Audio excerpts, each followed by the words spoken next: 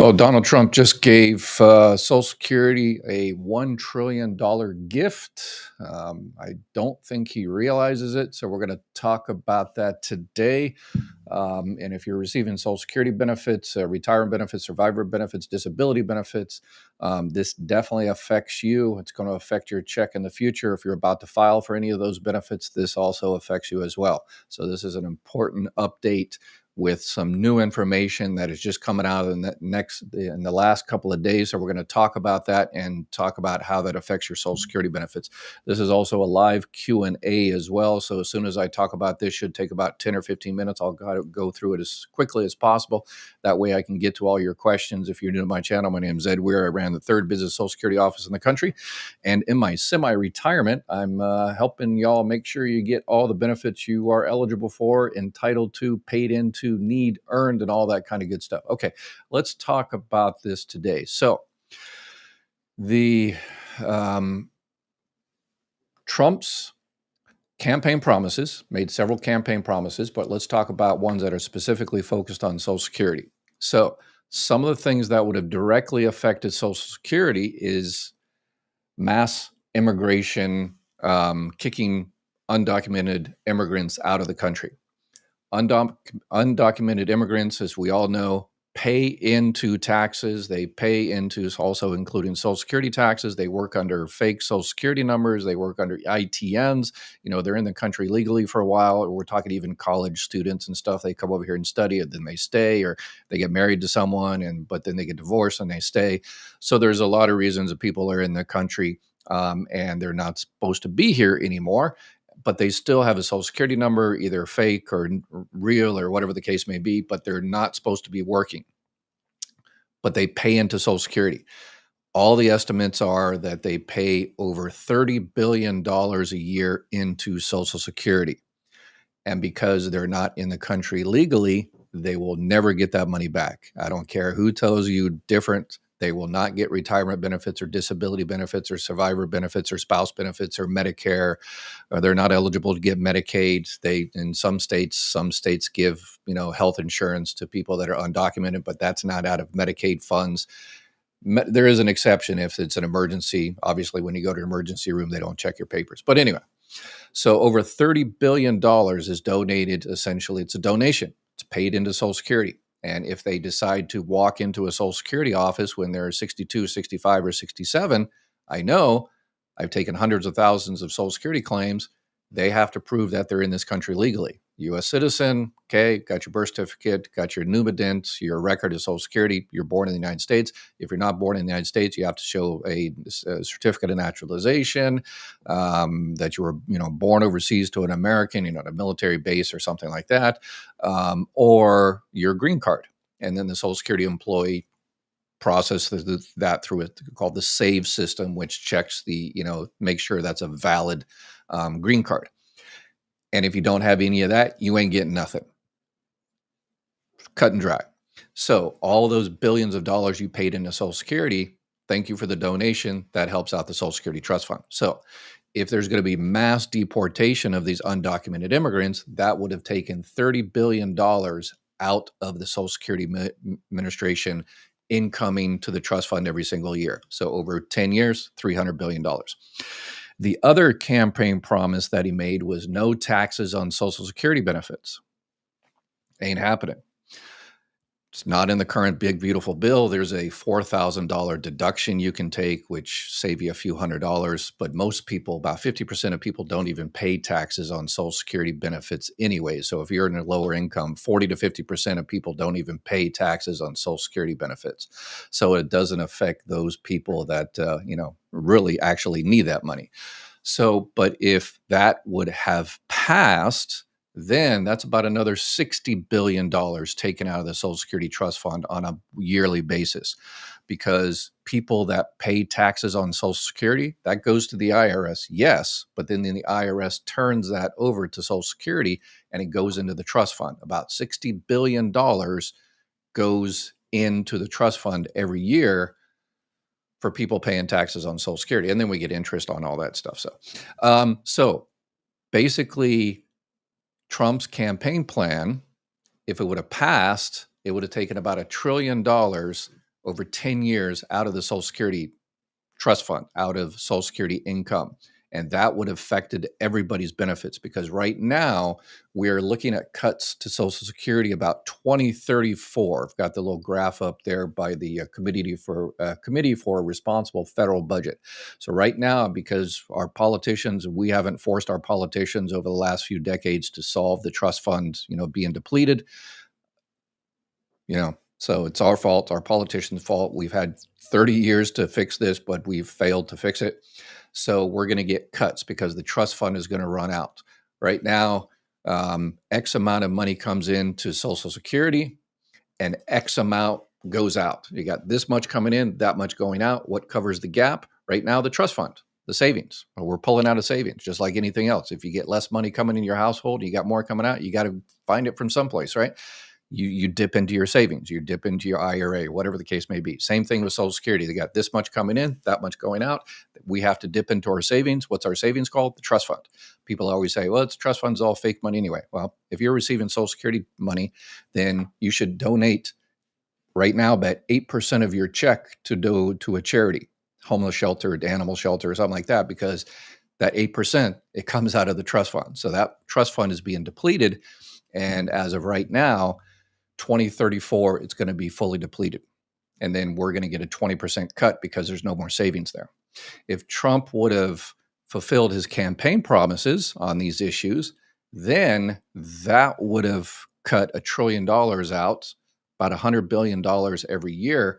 So the trust fund would have been depleted sooner, about 3 or 4 years earlier, and probably steeper cuts as well. So instead of a 20% cut, probably about a 30% cut. And I've got this. If you disagree with the calculations, Committee for a Responsible Federal Budget, if you go onto my YouTube channel, this is in the description. It gives you all the gory details, exactly all the percentages, high, central, in terms of future estimates of how much is this going to cost. The low is 1.3 trillion, could be up to 2.8 trillion if he would have gotten his campaign promises fulfilled. But fortunately, unfortunately, whatever the case may be, he didn't. So therefore, the Social Security benefits, we're still going to have a hard time in 2034. So we definitely need to reach out to our politicians. If you don't want your Social Security checks to be cut in the future, then you definitely need to reach out to your politicians. And okay, you're saying, well, he is doing mass deportations. No, he changed his tune the last couple of days. And now you probably saw the video. Let's go ahead and I'll show the video about the new policy. Thank you, President Trump. I have two. Immigration. First, on immigration. What made you change your mind about targeting in California farmers and people in the hotel and leisure business? Well, we're not targeting. In fact, if you look today, I put out a statement today about farmers. Our farmers are being hurt badly by, they have very good workers. They've worked for them for 20 years. They're not citizens, but they've turned out to be, great. And we're going to have to do something about that. We can't take farmers and take all their people and send them back because they don't have maybe what they're supposed to have, maybe not. And you know what's going to happen and what is happening? They get rid of some of the people because, you go into a farm and you look and people they've been there for 20, 25 years and they've worked great and the owner of the farm loves them and everything else. And then you're supposed to throw them out. And you know what happens? They end up hiring the people, the criminals that have come in, the murderers from prisons and everything else. So we're going to have an order on that pretty soon, I think. We can't do that to our farmers and leisure too, hotels. We're going to have to use a lot of common sense. All right, common sense immigration reform. So not an issue if you're here undocumented, just unless you're working in these particular industries.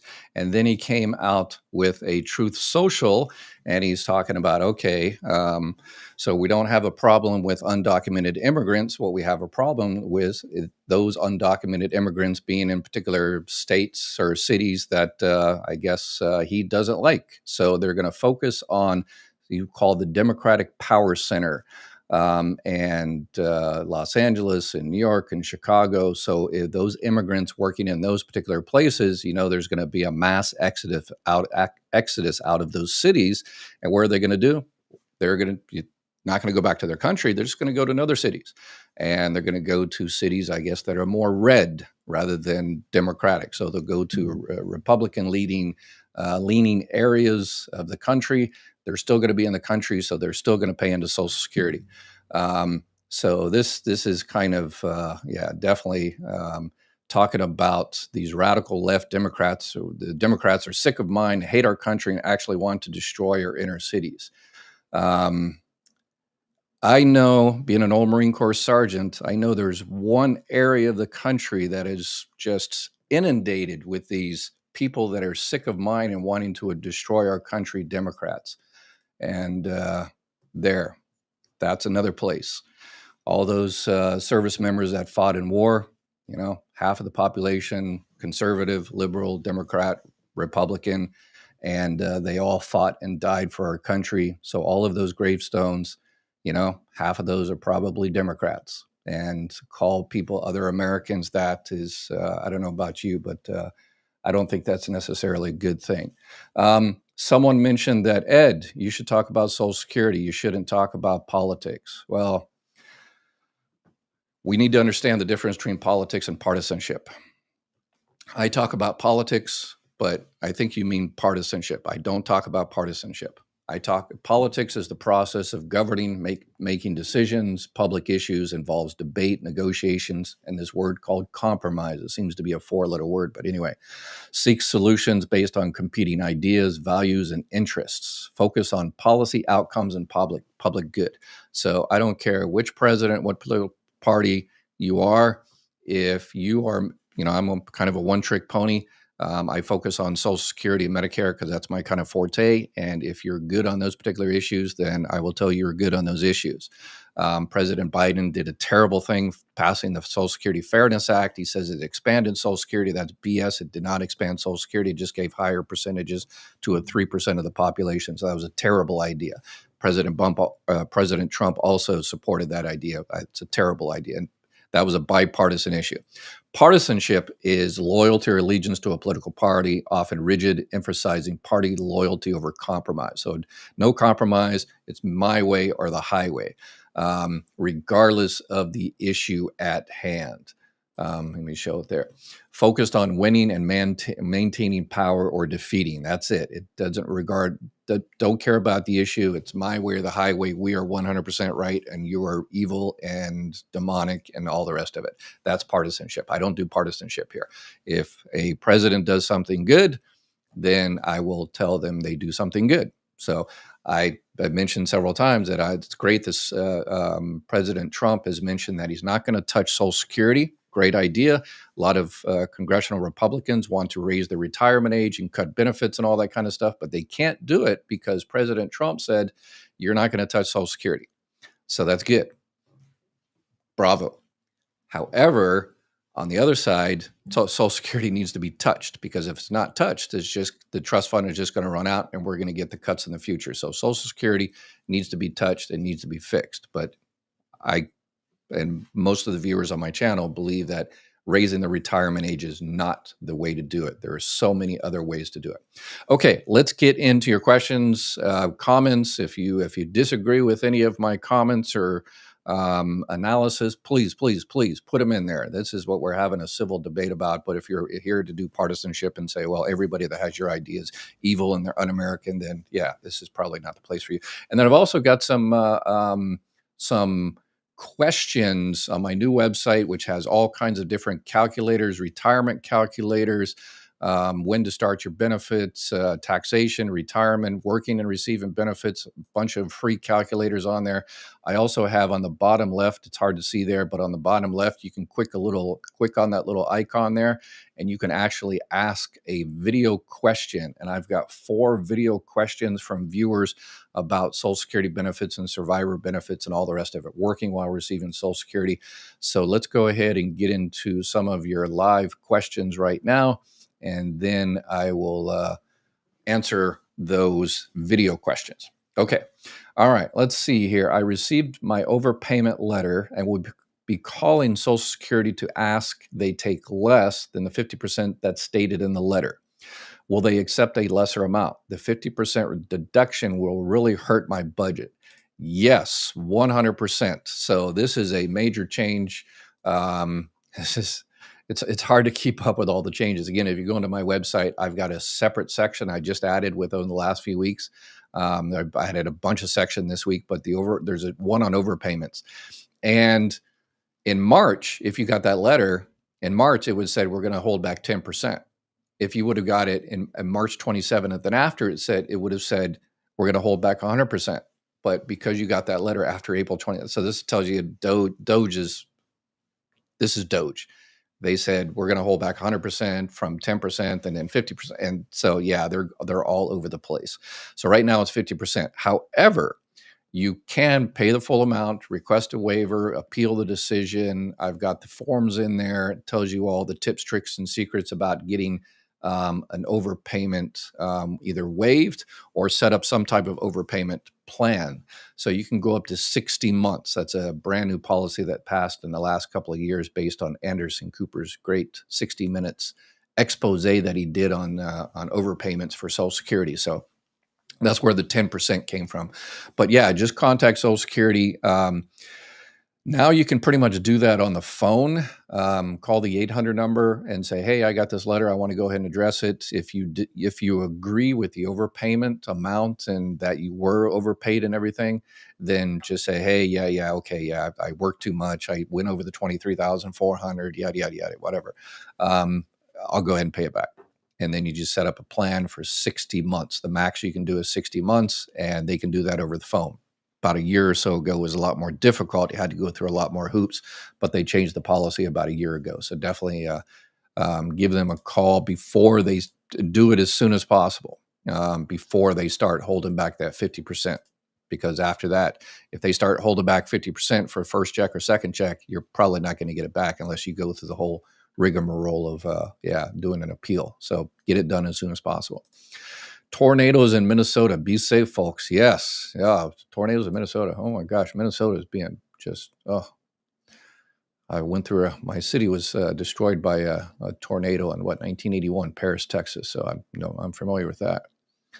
Dr. Ed, appreciate your information. You're welcome. I appreciate you being here, and I appreciate you sharing and subscribing and liking and all that kind of good stuff. So people get the information. Okay, trying to find some questions here.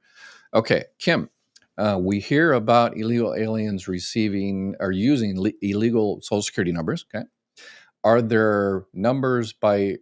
these numbers by legal residents? Would they not receive illegally obtained benefits in the future? No, because they would have to have IDs in those people's name. So Kim, this is why one of the many reasons I say make sure you go into socialsecurity.gov, SSA.gov, and set up a My Social Security account. Because if someone, randomly picks your Social Security number and decides to work illegally under it, you don't have to be deceased or, so people go into like swap meets throughout the country, and there's someone there with a printer, and they'll print off a Social Security number. And if you're unlucky, it'll have your Social Security name on there. So, and then they go and work and pay, and the employers don't care because they want the cheap labor. So what happens is if you're unlucky enough to get that, if someone's working under your Social Security number, then those earnings will show up on your record. And people say, Ed, that's great. That means it'll increase my Social Security benefits. Yes, it will. Until it doesn't, until they catch that person, which invariably they probably will. And when they do, they'll say, hey, we're going to take those earnings off your record because those weren't your earnings. So you've gotten an extra $100 a month for the past 2 years based on earnings that are not yours. We want that money back. And so you'll have to do go through the whole overpayment rigmarole. So make sure you check, your earnings record on a regular basis.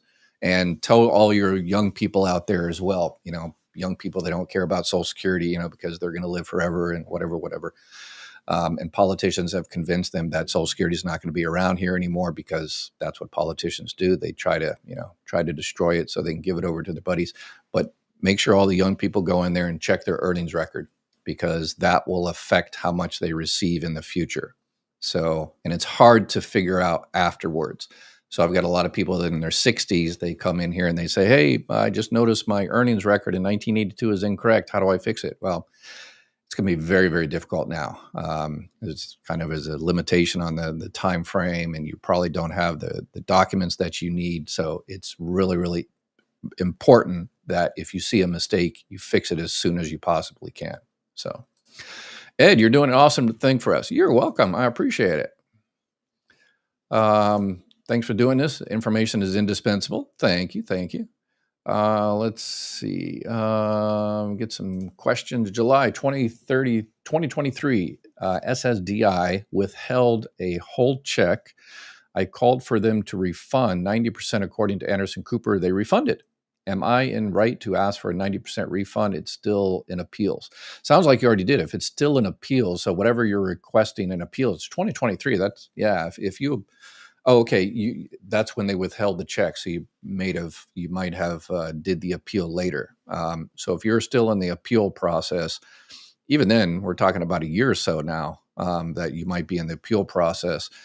That's taken too long. And the reason is, I mean, Social Security has been a 50-year low in terms of staffing, and even worse now that DOGE has kicked so many people out of the agency. So it's tough. So reach out to your politicians and say, hey, I really need that check. I need Social Security to make a decision. I need Social Security to, get this expedited through the appeals process so I can get the money I need to pay my rent and yada, yada, yada. And then ask the politicians, says, what are you doing to support Social Security and make sure the cuts don't happen in the future?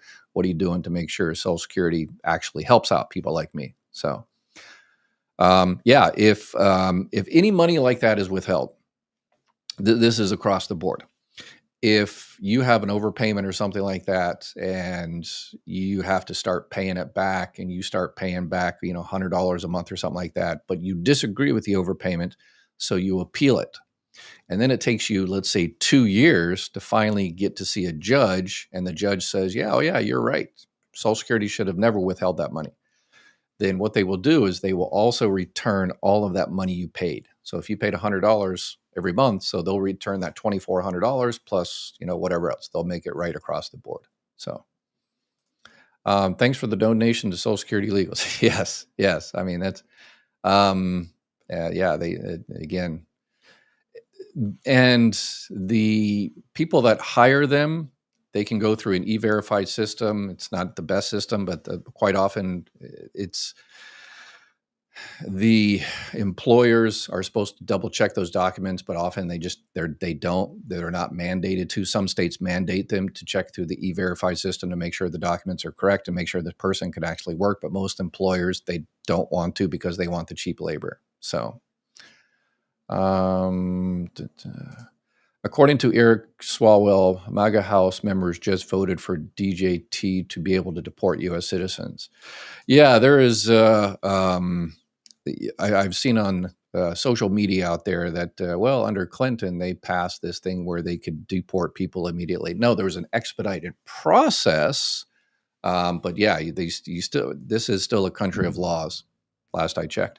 And people still have to go through the legal process. There is an expedited process. So I see a lot of people out there on social media and says, hey, Clinton passed this law where we can just kick people out, willy-nilly. No. There's an expedited process, but they still have to go through that expedited process, that legal process. So it's like the death of 1,000 cuts. The roundup of these immigrants is just another way or backdoor to bring down Social Security by the Trump administration. Yeah, but even then, I would, again, kicking these people out of the country, they're here legally, breaking the laws. Okay, yes. But a mass deportation, again, just talking about Social Security, 2 or 3 days ago, I'd say, yes, it's going to have a terrible effect on Social Security. But he has since changed his tune because, the people that own these big farms and the hospitality, his other, people that own hotels, maids and stuff like that, they're like, oh, we're hurting here. Come on, hook us up. So he hooked them up. And now he says, well, we're just going to go after, our enemies, Democrats. We don't care about the immigrants. We just want to go after our enemies, the Democrats. And if immigrants are in those Democratic cities, here's your notification to get the heck out. Go to red areas. Go to areas that you will support our local supporters and economy and stuff like that. So the people are still going to be here. And unless, this is 3:25 p.m. On 6/16. So there might be a Truth Social coming out here right now that says something completely different. So it's hard to keep up.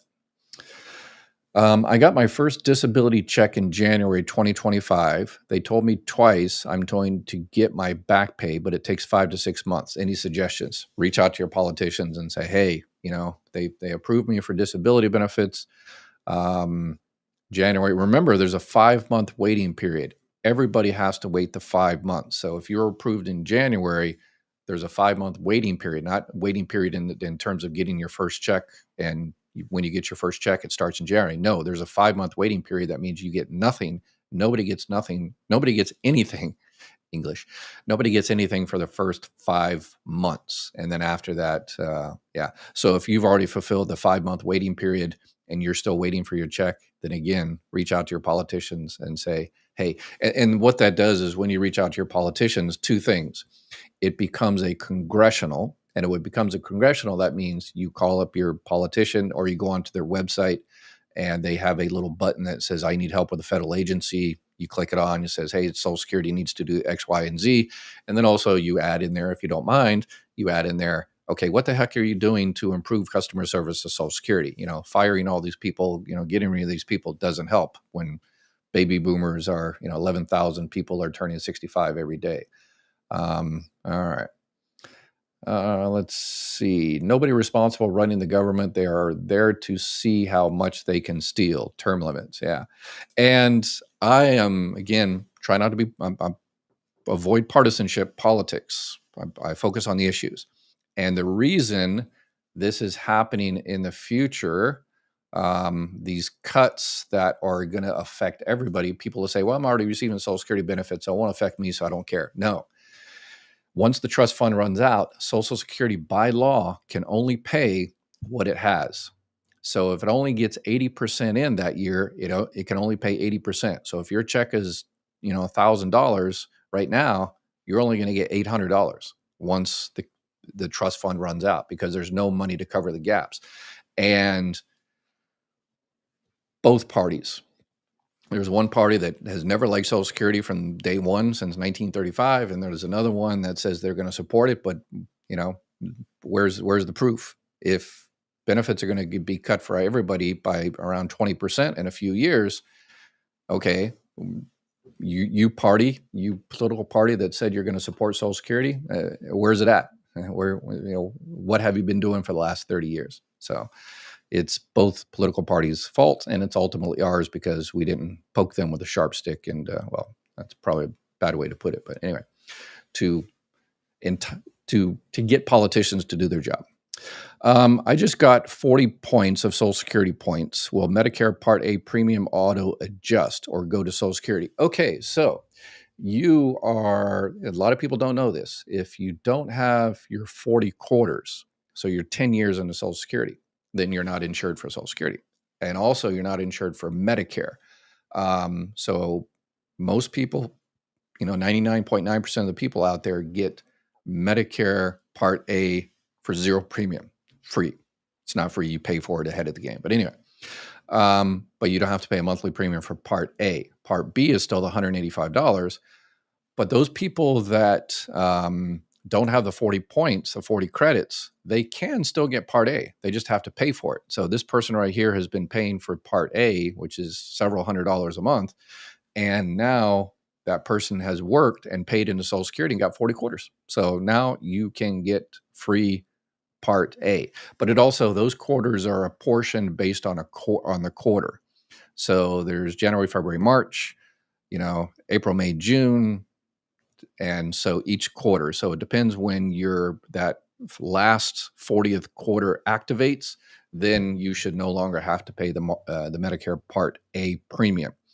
And theoretically, technically, when that happens, it's automatic. However, it's not automatic immediately. So what I would do, because Social Security doesn't know how much you earned until next year, until the IRS and you file your W-2s and stuff like that. So if you have your W-2 that shows that you paid enough this year to get your 40th quarter, and you paid FICA taxes on that W-2 proof of, take that down to the Social Security Administration and show them, have them put it into the system, and that'll start the whole process of getting you your zero free Medicare Part A. So, and then you can reach out to my partners at Chapter, and they can help you with all the rest of it. There are free help, Medicare Advantage, Medicare supplements, and all that kind of good stuff. So, sorry, Chapter, I'm supposed to do a better job of advertising. The Chapter supports this channel and supports this free live Q&A, and they don't care, how how well or terrible I advertise them. They're just saying, Ed, just keep helping people out, and if they want help, they'll call us. So they're awesome like that. So I appreciate these guys. My spouse currently does not have a POA. I'm incapacitated, in a coma or a vegetative state. Wow. Does my spouse correspond with my mail from SSDI, or will she need a conservatorship? So, this is a representative payee, a rep payee. So that's what you need to do. So you need to contact Social Security and file a representative payee application. So that way you are in total control of that person's Social Security benefits. You can change a direct deposit, an address, and call up Social Security and say, hey, what's going on with this? What's going on with that? So please, yes, a representative payee. Social Security does not count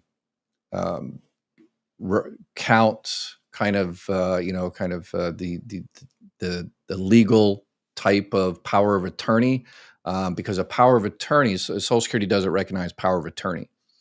Because power of attorney, you give power of attorney when you're of sound-minded body. So Social Security says, well, if you're a sound-minded body, you can take care of your own benefits. Social Security always wants you to be responsible for your own benefits. So if you're able to issue someone a power of attorney, that means you're good. You're all there. So they say, no, we don't accept a power of attorney.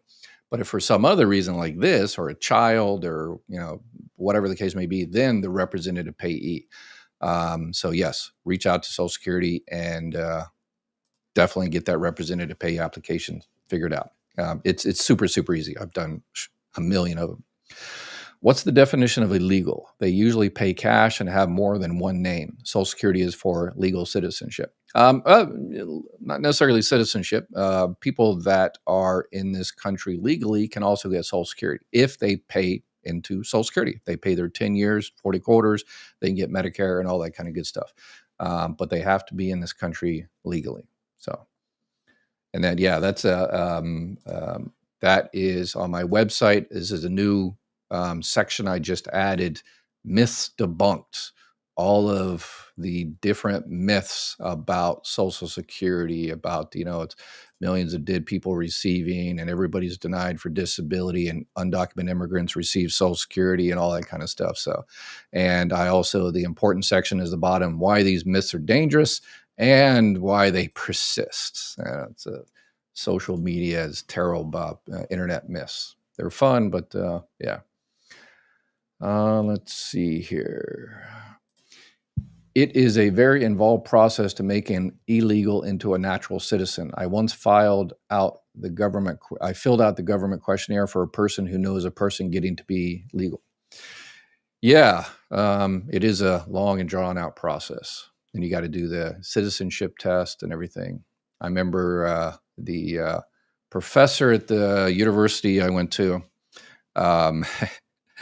got PhD in American history, and he had to take the American history test. Yeah. So it's questions like, who won the Civil War? It's like, well, what do you mean by win? It's economically and, actually, after the, yeah. So it's just say yes or no, North or South. So overanalyze.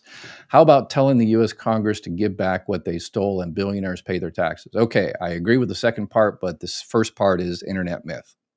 Congress give back what they stole. Again, that's every money, every dollar, every penny that is put into the Social Security trust fund, every penny that's paid through FICA, Social Security, and Medicare is 100% accounted for.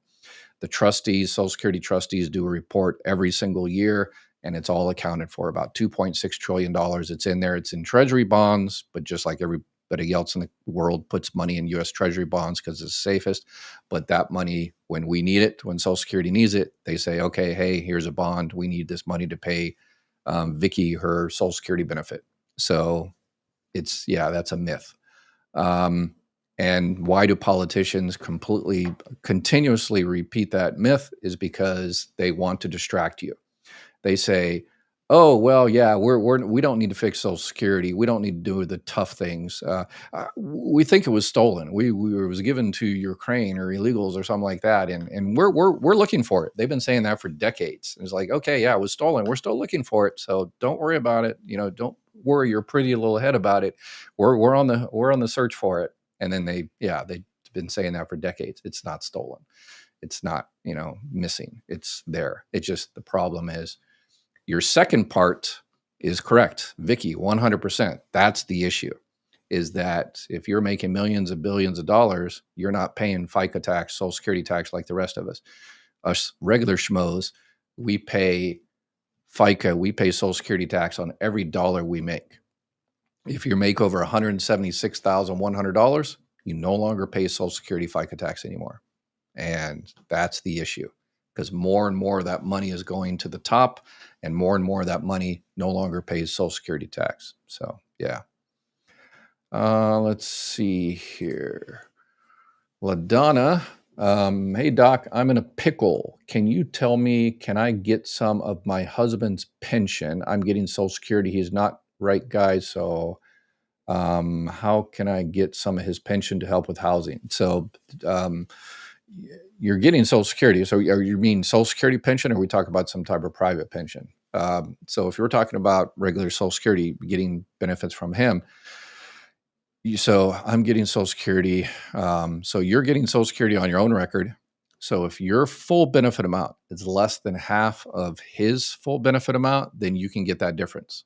So, but if you're currently married, then he has to file for benefits. So once he files for benefits and start his benefits, then you can file for benefits on his record. Here's something that so many people are losing benefits out there. They think that's the case for a divorced spouse. That's not correct. Okay. Please share, like, subscribe, and all that kind of stuff. There's people out there. There's probably someone that someone around you that's losing money because of this. If you're currently receiving benefits on your own record and you're divorced and your ex-spouse is at least 62 years old and you've been divorced for 2 years, you can get benefits on that person's record if the calculations are correct. Your benefit amount has to be less than half of their benefit amount. But there's a lot of people out there thinking, no, I can't because my ex hasn't filed for benefits yet. Doesn't matter. It's called independently entitled divorced spouse benefits. I know that's a mouthful, right? Independently entitled divorced spouse benefits.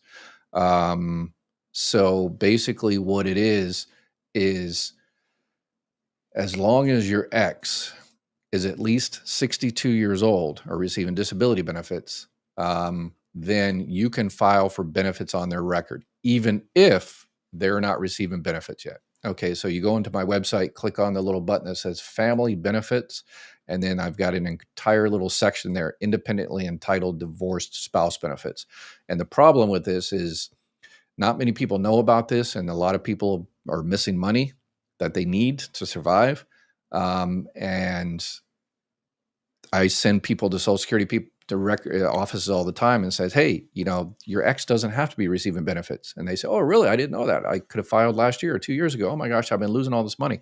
And then they go to the Social Security Administration and they talk to the person at the front window, which is called a CSR, customer service representative. And they're not specialists in what's called Title II of the Social Security Act. Before I became a manager, I was Title II CS, claim specialist. And the people at the front window said, no, your ex has to be receiving benefits. And no, you just tell them, oh, that's a nice opinion you have there. But no, Dr. Ed says I can, and I've actually included the reference. So you click on that little button there and it opens up a little window, and the window shows the policy for independently entitled divorced spouse, the Social Security policy. So make sure you take that reference down there. So if you know anybody around you, ask your friends and family. A little lady down the street that's having a hard time says, yeah, you're not receiving very much Social Security. Weren't you married before for at least 10 years? Oh, yeah, I was married. Are you getting benefits on his record or hers record? No, they haven't filed for benefits yet. Let's go. Get your coat on, get your shoes on. Let's go down to the local Social Security office, Freudian slip, and let's get your money. So please, and then come back here and say, yes, Ed, I got this little old lady down the street some more money, and so she is super, super happy, and she paid for my lunch, and so we've done a good job. So, what effects in dollars would raising the cap make? Oh, it would. If raising the cap, and that's actually, there's a couple of proposals in Congress to do exactly that. I mean, not only raising it, but just completely ending the cap. And what's interesting, they say, well, you can't raise the cap and because that's, unfair to the billionaires. Medicare doesn't have a cap. There's no cap on Medicare. That was taken off a few years ago. Actually, if you're making over, was it $250,000, you pay extra into Medicare. But if they completely got rid of the cap on Social Security, it would be funded for decades and decades and decades, and we could increase benefit amounts for particularly the people that are, barely surviving on Social Security, give them a few $100s extra a month. And yes, that's the key. So, but one of the problems with that is every year we wait, the less that's going to help. So right now we have to raise the cap and do something else, unfortunately. If we would have raised the cap 5 or 10 years ago, it would have done everything. But unfortunately, yeah. Okay, let's see what else we got here. Can you qualify for SSDI for liver disease, or do you need multiple conditions to qualify? Okay, this is a question I get all the time. I'm a doctor, but I'm not a medical doctor. I have a PhD. So people always say, Ed, this is grammatically incorrect. You're not supposed to put doctor and PhD in the same. Yes, I know. But when I worked for Social Security, I couldn't even say doctor. I couldn't use the word doctor because the prefix doctor because, then they would think it was a medical. So I always put, it's grammatically incorrect technically, but I want people to know I'm not a medical doctor. So, and everybody calls me Dr. Ed. So there's that. But in terms of disability, what qualifies, you can go onto my website. And I've got an entire section on disability, how to file and tips, tricks, and secrets based on doing this hundreds of thousands of times. But if your disability prevents you from working substantially, you can still work and collect Social Security benefit, but you have to stay under what's called the substantial gainful activity. So under 1620. So if you're disabled, but before you used to make, $5,000 a month, but now because of your disability, you're barely able to go into work 1 or 2 days a week. You can still file for disability as long as you're staying under that substantial gainful activity, SGA as they call it. And so if you're under that amount, and because of your disability, and your disability is going to last a year or longer or end in death, then file. So if your liver disease is preventing you from working for whatever reason substantially, then please file. Go into my website, mygovexpert.com, click on the button that says disability, and it'll give you a bunch of other insider information and whether you need a lawyer and how to file, the best way to file, and all the rest of it. So let's see here. Stacy, what's up, Stacy? I received Social Security disability. Can I apply for my ex-husband's Social Security part on disability? Yes. This is another thing that way too many people are losing money on. If you're receiving disability and you're eligible for survivor benefits at 60 or spouse benefits or divorced spouse benefits at 62 or after, then you can get those benefits if the calculations work out. Again, your benefit has to be less than half of that other person. Well, if for survivor benefits, it doesn't need to be less than half, but spouse benefits, regular spouse benefits, it does. So you can receive disability and receive those other benefits. So yes, and it doesn't affect your disability. People often are scared to file for those other benefits. And people say, why? They're just going to get more money. Well, the reason is Medicare.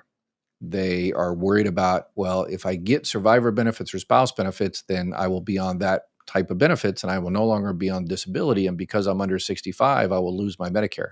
100% incorrect. Your disability will continue. You'll just get those extra benefits. And because your disability is continuing, then you're going to continue to have Medicare. So, all right. Let's get into some of my video questions. Let's see. We'll pop those up here. Will my benefits increase if I'm still working after I've already started taking my Social Security benefits? I plan on working an additional 4 to 5 years. All right. So looks like he's in the mailroom. Thank you for your question. Remember, you go onto my website, mygovexpert.com, click on the little button that says question or comment on the bottom left, and then record your video. All right. So are his benefits going to increase if he continue working after receiving Social Security? Possibly.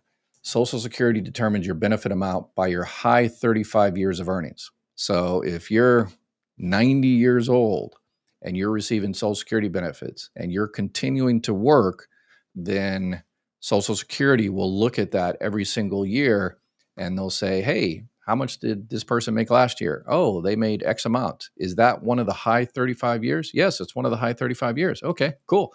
They kick out the low one, stick in the new one, do the recalculations, and your benefit will increase. So, and that's 100% automatic. You don't have to do anything. You don't have to contact Social Security, anything.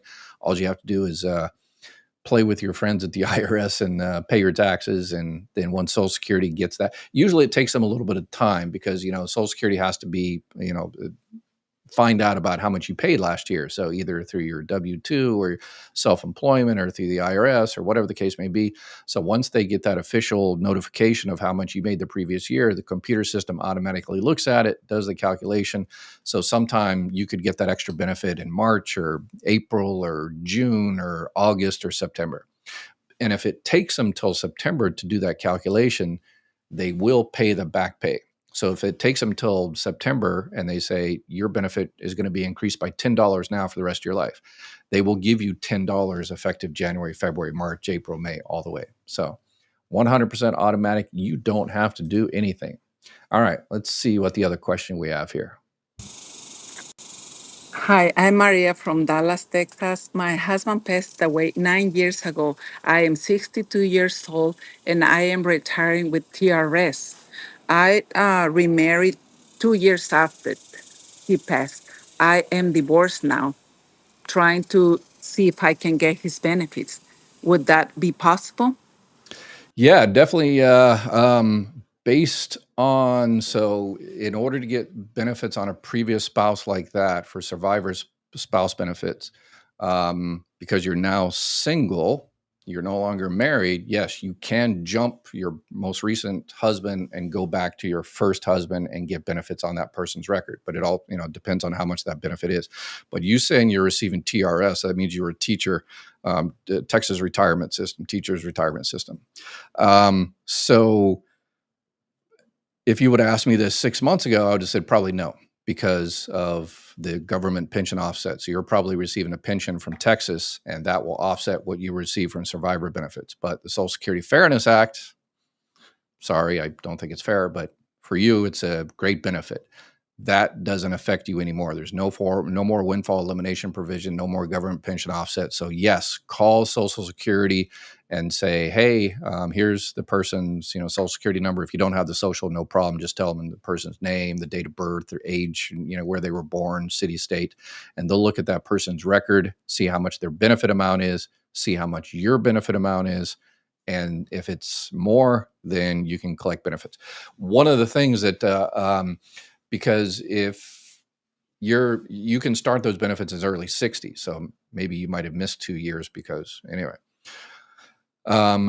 So if you're 62 and you file for benefits, surviving spouse benefits, those benefits are going to be reduced because you're filing early. There's an exception there. It's called the widow's limb. But so here's how you figure out to do it. So schedule an appointment. Don't ask somebody at the front window without an appointment. you should make an appointment with the Title II CS, Title II of the Social Security Act claim specialist. Make an appointment with that person and say, hey, I want to find out what the benefits are based surviving spouse benefits. And they will tell you, they will give you the number of how much your benefit amount will be from that record. And then say, okay, if I wait till next year, how much is it going to increase? And that way you'll know if it actually increases, because whether that widow's limb takes effect. Because if it's going to increase, it's going to increase every month until you hit your full retirement age. And at that time, it's going to be 100%. So sometimes, maybe it's in your best interest, depends on the calculations, to go ahead and wait till your full retirement age and then get those benefits, because then you'll get the full 100% or whatever, for forever. So depends on this calculation. And so if you go in there to Social Security and you say, okay, how much are my benefits now? And you say, how much is it a year or so? And they'll tell you the numbers for the year or so. And then you'll say, oh, okay, I'll wait. Bye. They're not going to pressure you. They're not, they're not losing a sale. So now actually they love it when you walk out the door. That means they can go back to the other 400 cases they have to work on. So just tell them, okay, thanks for the information. Bye. So we'll see you next year, or 2 years from now, or 3 years from now. So, all right. This next one looks to be a little long, 2 minutes. So let's see what she has.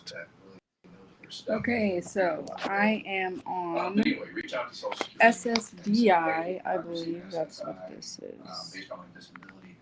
And I receive $937 every month since 2020, when I was in a severe car accident. And so since 2020, I've been disabled, and I was 36 at the time. I'm 41 now.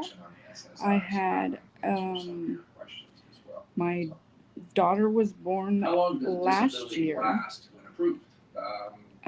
May of 2024, and I'm just trying to figure out what she would be getting. Because when I called them after she was born last year, they told me, without even checking or taking any of my information, that I should have paid more in, as if I, planned to become disabled or something. Anyway, I received $937. So I'm just curious if I have finally gotten that paperwork submitted, that SS4 form. I got that filled out online. I figured it out. It's been about 2 months and I haven't seen any new update. And then they aren't telling me anything over the phone, just that I'll have to wait. So, okay. All right. So she's receiving $937. So first, that's kind of indicates it's probably SSI, because when you receive SSI, there's a max you can get is $967 with the paper she's put up there, and it's not. I think it was grainy enough so you can't see it, so I left it up there. So it said on the big top, the bold, it said Social Security Retirement Disability. So she's receiving SSDI as well. So maybe she's receiving SSI and SSDI as well for $937. So number one, if you're only receiving $937 and it's only SSDI, I would definitely check to see if you're also eligible for SSI to get yourself a few extra bucks. But it sounds as though that the family max is the issue. So there's two ways it could be. If someone is just receiving SSI, the welfare-based benefit, the supplemental security income, needs-based program, there are no auxiliary, there are no children's benefits based on that. But since you held up the SSDI letter, that means you're receiving SSDI as well. So that's probably not it. The issue is probably the max. So based on your work history, if you are, you're receiving $937 a month and your family max is essentially $937 a month, then basically that's the max amount that could be paid out in your record. So you're receiving the max. But if you went into the office, a year ago, it sounds like you probably just went in there and just talked to somebody at the front window. So you did the right thing by filing the actual form, and they're going through the process. But unfortunately, all the Social Security offices are really understaffed, unfortunately. So it's going to take forever. I would reach out to your politician and say, hey, it was a car accident. I'm only receiving $900. You paid into the system. You're eligible and entitled to receive the benefits you paid into them. And you need that money and you can't wait. So I would reach out to your politician, and they will make a congressional, and that'll light a fire under Social Security to make a decision quicker. And have someone really, really take a look at it. So it's probably not the SSI issue because you're not receiving SSI. You still could be receiving, people can receive both SSI and SSDI, but it's probably the family max issue. And I've actually got a calculator on my website that does the family max calculation. But that's probably it. But if it's not, if you do still have money left over on the family max, so if let's say your family max is $1,937, you're receiving $937 of that. So that means there's $1,000 left over. Your child won't get the $1,000 because your child is only eligible for half of what your benefit amount. So half of the 937. So yeah, that they told you. And if one more thing, if they decide, yes, you are eligible for benefits, your child is eligible for benefits, make sure you tell them that you were given incorrect information previously when your child was born, whenever you filed, last year or whatever the case may be.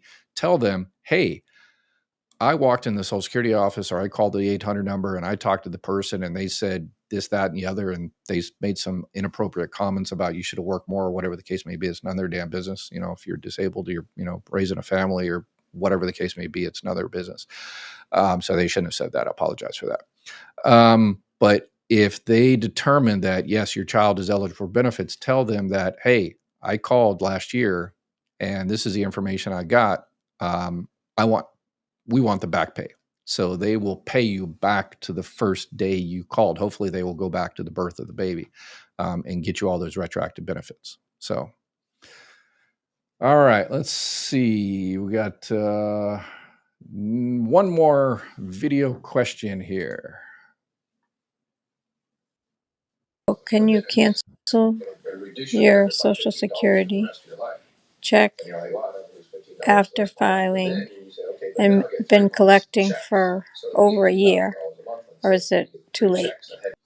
All right, thank you for the question. So everybody's watching my videos in the background, and yeah, please turn off my videos in the background because I hate listening to myself, but it interrupts. Anyway, so thanks for the question. You guys are awesome. I love doing these video questions. So the question is, can you withdraw your application after a year? No.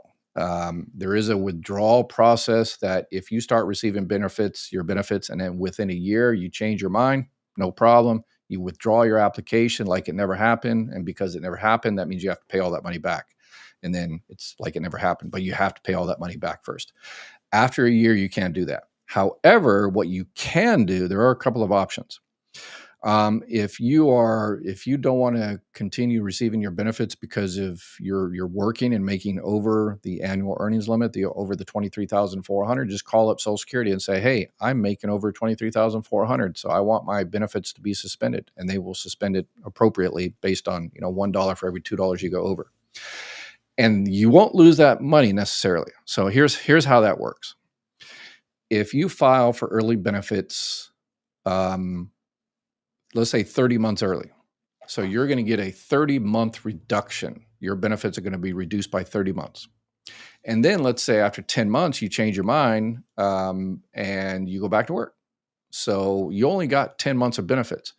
And then your benefits are suspended for the next 20 months. And then once you hit your full retirement age, Social Security, again, automatically, Social Security computer system will look at your record when you restart your benefits at your full retirement age, and they'll say, hey, Here's your check. Oh, wait a second. This check is reduced by 30 months, but you only took 10 months. So it should only be a 10-month reduction. So they take it back and they change it. And it says, okay, here's your new check. It's only reduced by 10 months and your benefits are only be reduced by 10 months for the rest of your life. So that's 100% automatic. But there is another thing that most people don't know about. You can do what's called a voluntary delayed retirement credit. So if you're approaching your full retirement age, you can actually suspend your benefits. So that way you get that 8%, because when you suspend your benefits on your own record after your full retirement age, then your benefit increases by 8% every 12 months you're not receiving benefits. So let's say your full benefit amount, full retirement age is 67.